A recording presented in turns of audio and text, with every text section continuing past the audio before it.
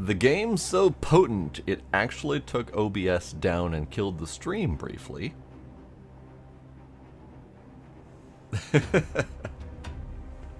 Our next Fest demo is Galactic Veins, as opposed to the previous game, which was just veins.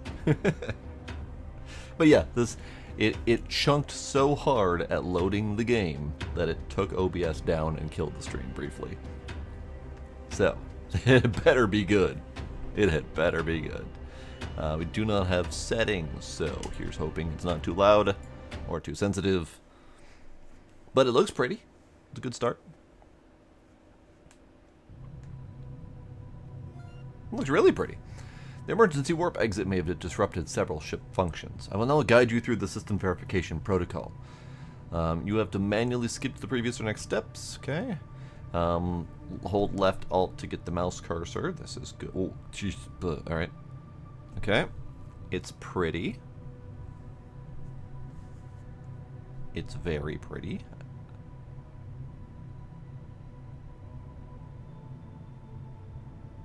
Alright. Power and fuel systems analysis started. Power and fuel system tab is located on the bottom right of your interface. It's right. It's right here. Right here. We have power and we have fuel. It's great. Turn on power by P and fuel by O. Great.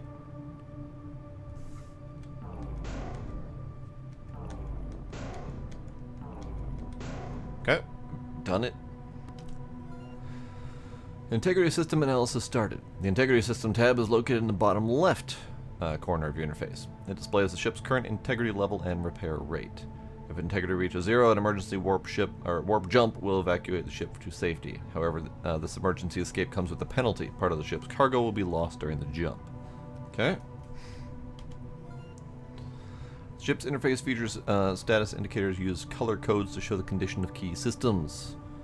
Blue is operational, yellow is warning, red is danger.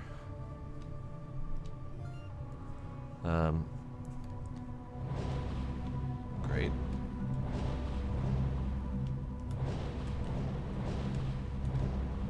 Neat. Love it. The ship uses a gear-based movement system. Each gear sets a specific speed and torque value. When you engage a gear, the ship continuously applies that speed or torque until you change gears or cancel movement. Great. Love it. So we can go zoom zoom, and we can unzoom. Great. Fuel consumption indicator is displayed next to the speed meter, the speedometer, showing the ship's current fuel usage.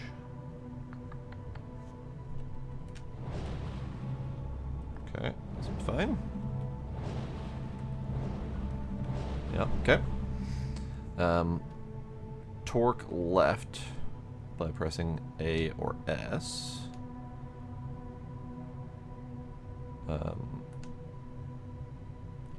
I see.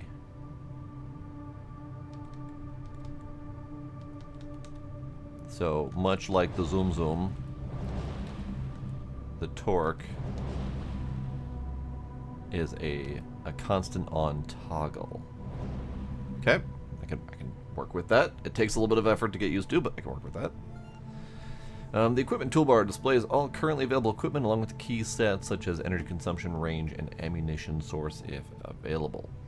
Equipments are organized by type, class, and size. 3 types. Active equipment, turret base can be aimed manually using the reticle. Passive equipment can be controlled but do not rely on aiming. Automatic equipment operate entirely on their own or provide background support requiring no manual control. So we've got laser, salvager, Gatling, radar, laser, and empty. Laser. Oh, the turret traversal speed is slow as hell. Oh, okay. It's not that bad, but it's definitely locked to the side of the ship. Fair. Gatling. Cool. Love it. Laser. Different laser. Laser. Laser. Laser. Laser. Laser. Laser. Laser. Laser. Okay. Salvager is a red laser.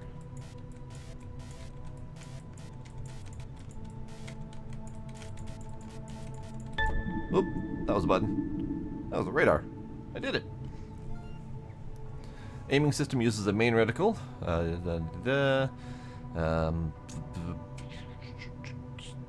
It's fine. Rotational speeds. Yeah, we figured that out. Got it.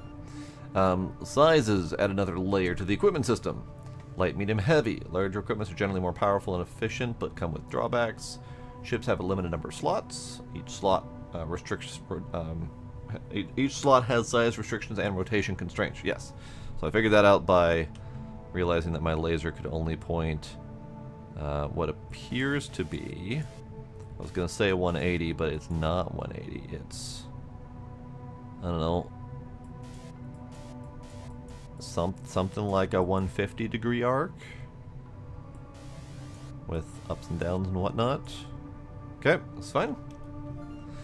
Using the radar. Radar is passive equipment. It features two functions, proximity scan and long range scan. Radar interface shows the effective range of each scan mode, along with each targeting option. So 5. Rex. Signals.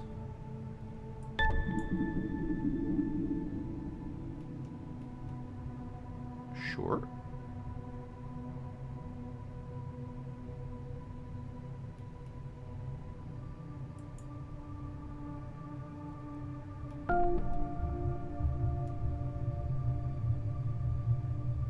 Ah, things over there. Neat. Okay.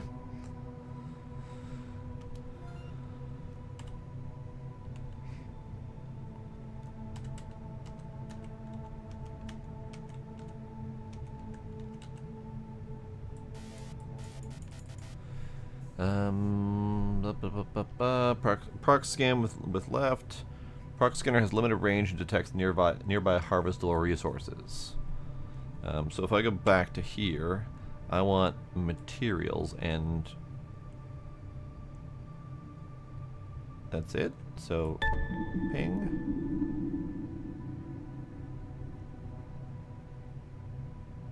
Iron. Lots and lots of iron. Some copper. Some sodium.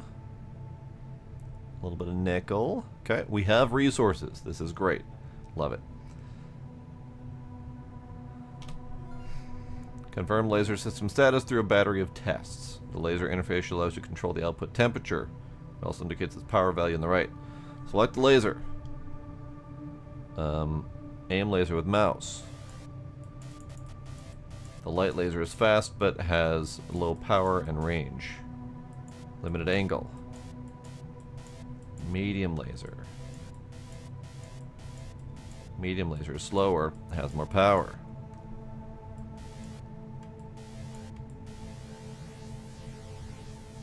Okay, it doesn't appear to be raising in temperature, which is fine.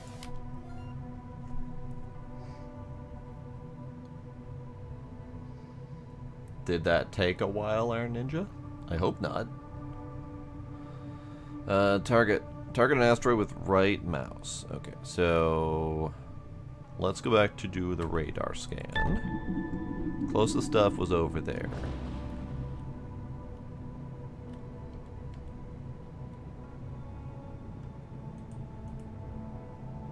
That one. I think that one had a... Oh, sweet Jesus.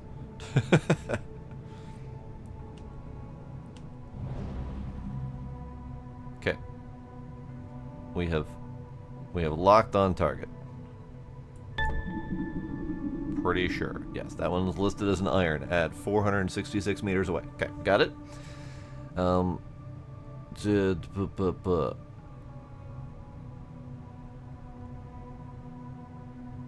Target. Power required 75. Heat range unknown. Excavation 0%. Integrity 100%. Waiting for input reading. Okay. Do I do laser?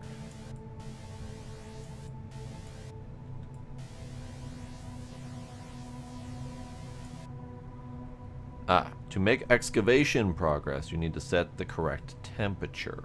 I see. Heat range unknown. So let's do...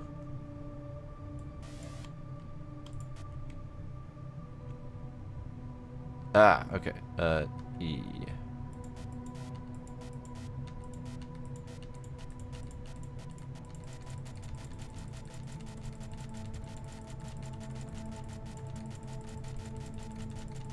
Trying to find the right temperature range.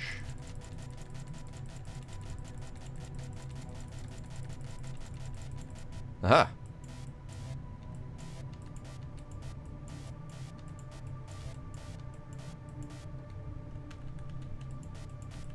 Unfortunately, I lost the integrity before I finished it.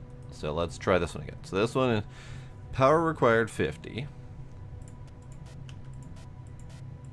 I might be out of range.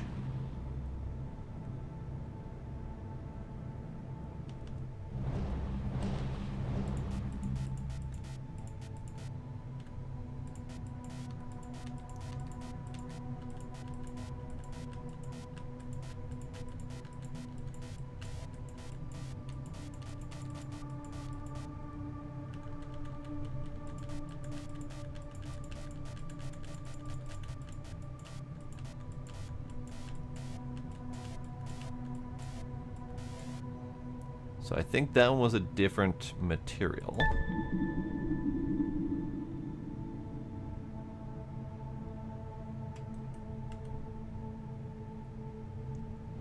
So let's go to the copper.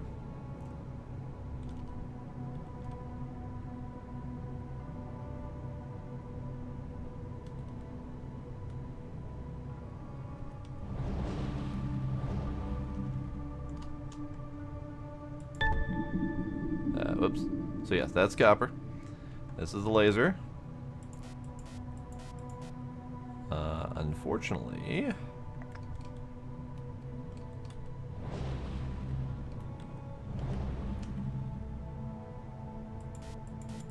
I can't shoot down.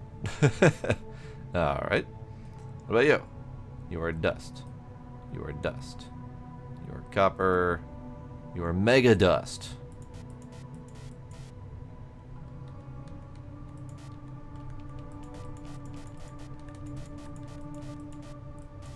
I have found satisfactory temperature.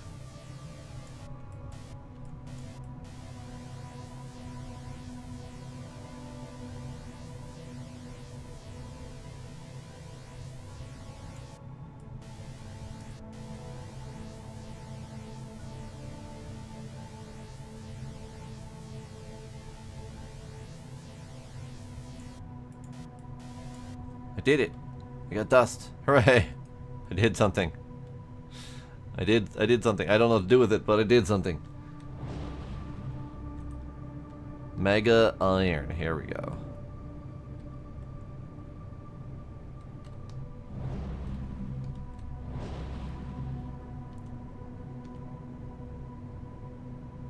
I wanna see if I can do the mega iron. So I suspect the mega iron is going to be a higher temperature. So let's do that much. That I missed.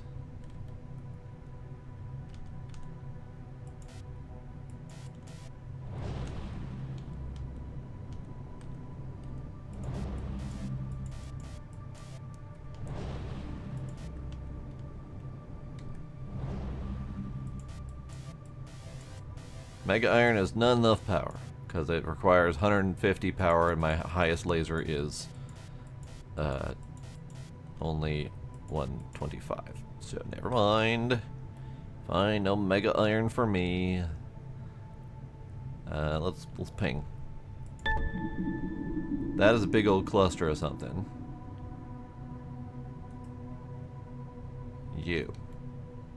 You will do nicely. Now, I'm curious about the ups and downs. We don't seem to be able to do up and down. So we don't seem to have any sort of vertical whatever. So it's very much a 2D space game, despite being very pretty in 3D. Alright, so laser. Not enough heat. That's fair. Satisfactory. Perfect.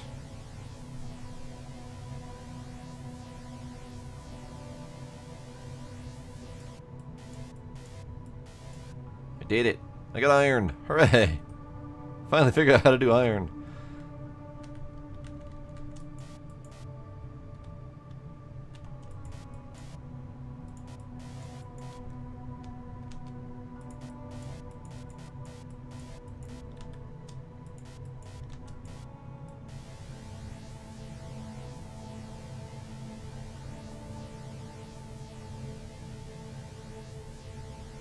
That got blown up before I figured it out. Okay. So once you get the numbers for copper and iron, you probably can do them fairly easily, but that's okay. But they don't give you much wiggle room to start off with, but that's okay. Now we're getting it. Let's figure out these melting points and heat thresholds yourself. I got it. Laser readings. Oh, for fuck's sake. So satisfactory was 90%. Integrity loss. Yeah. So optimal would have been great, but it's fine. Using dust. Dust has a melting point of 640. Optimal heat threshold is 40. This means excavating a dust asteroid with a laser temperature between 600 and 680 results in optimal. Suboptimal threshold is 70, meaning temperatures between those numbers result in suboptimal reading. We've done the things so far. Various sizes. Do the things. You can enter zoom mode by using the mouse wheel at any time. Okay. You are copper. Let's do that.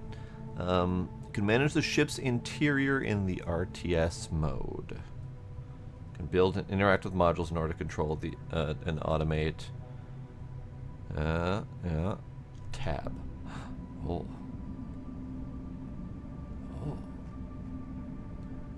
Oh. Drone bay. Lovely. These are the storagey things. Uh-huh.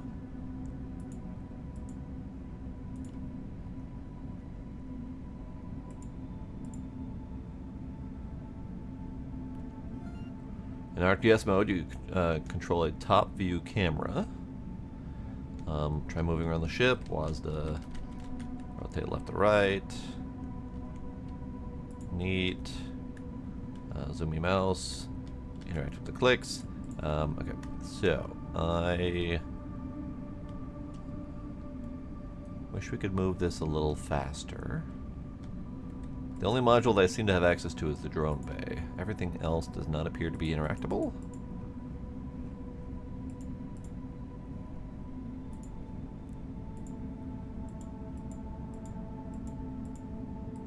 Like, I can't touch the lasers. Can't touch the engines.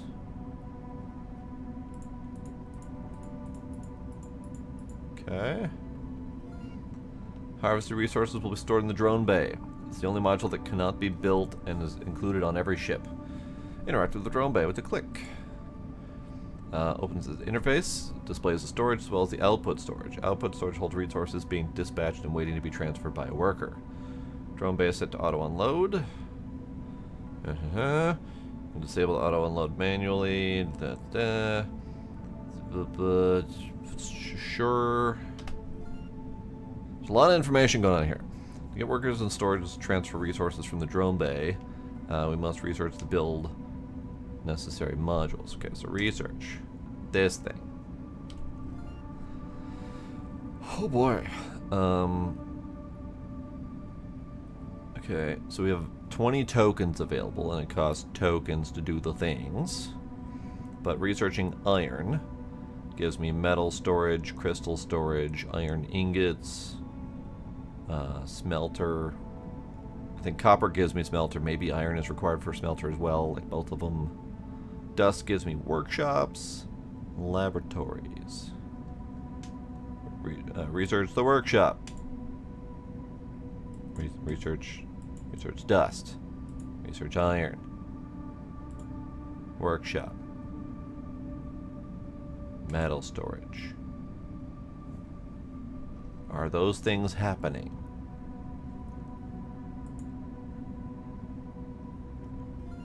I don't know if they're happening. They might just be research, but it does say there's a 10-second research timer on them. I'm not really sure. Build menu. Storage. Metal storage requires iron and copper. I don't have that yet. At least I don't have that much yet. Logistics. Workshop requires AIT1. Sure. It must be connected to a road?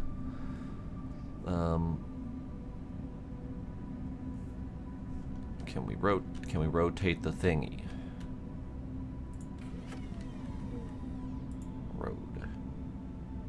Roadhouse.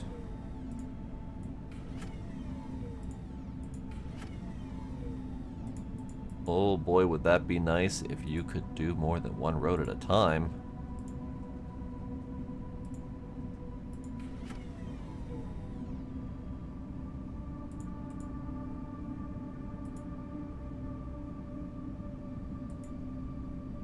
Well, my little drone dude is scooching around doing stuff.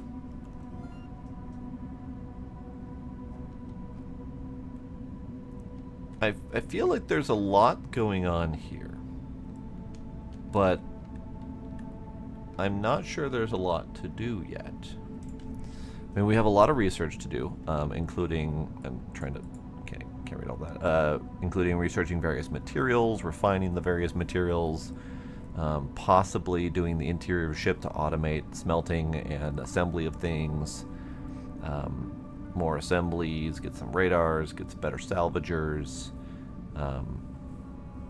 I'm not sure yet. These don't do anything. Okay, cool. I'm not sure yet if there's going to be any sort of story or quest system or anything like that. It seems to be kind of very much, again, sandboxy.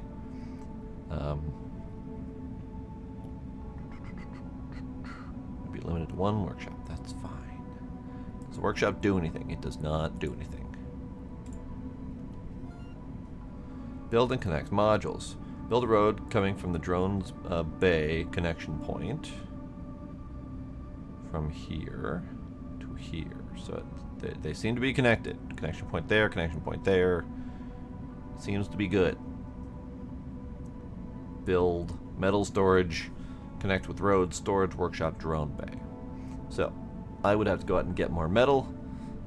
This is one of those ones that I think is going to take a lot more time investment to figure out, and I'm not entirely sure that we can do that much of it in a short little demo stream.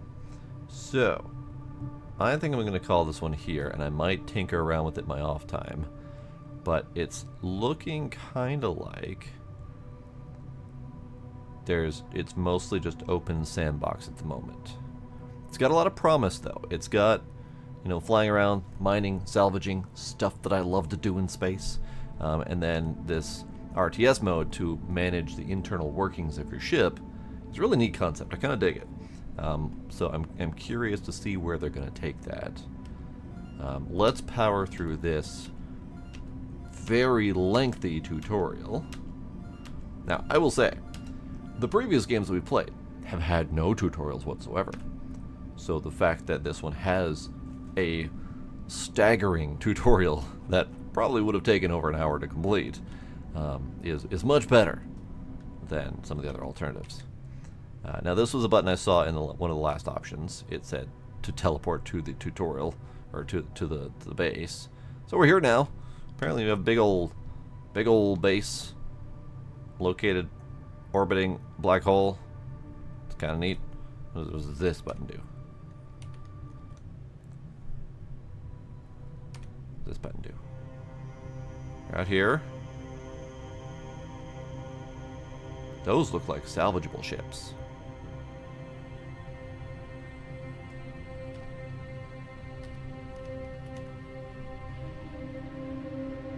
So, numpad 7 teleports you to here to do some mining. Numpad 8 takes you to here, which might take you to ship salvaging. Not really sure. And then numpad 9 takes you to this base.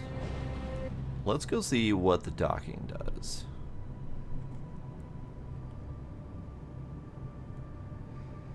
Kind of like the ship control. I'm having a hard time getting used to toggling your turning, but it's pretty neat.